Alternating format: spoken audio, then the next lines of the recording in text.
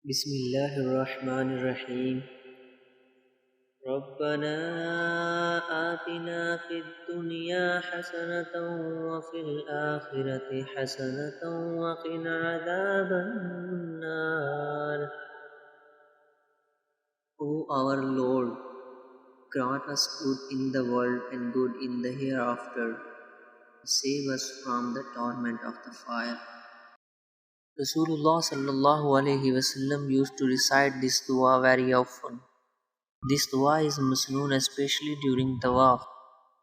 Allama Baghawi Razillahu Ta'ala Anhu narrates that Anas Razillahu Ta'ala Anhu said, once Rasulullah Sallallahu Alaihi Wasallam saw a person who became so thin and weak like a bird hatching out from an egg. Nabi Sallallahu Alaihi Wasallam asked him, do you make dua to Allah Subhanahu Wa Ta'ala? He replied, O Rasulullah Sallallahu Alaihi Wasallam, I used to make this dua. O Allah, what punishment you are to give me in the akhirah, give it to me in this world. Rasulullah Sallallahu Alaihi Wasallam said in astonishment, Subhanallah, you do not have the capability to withstand that punishment.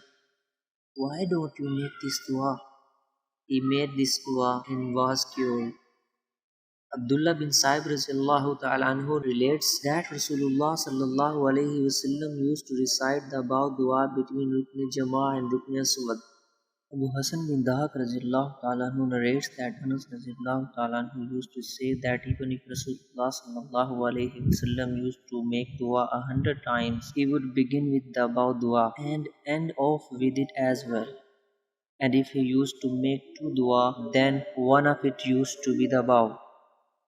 Naqi bin Makhlad Razillahu Ta'ala Anhu narrates from Anas Razillahu Ta'ala Anhu, the above ayah used to be in the beginning of Rasulullah Sallallahu Alaihi Wasallam's dua, the middle and at the end.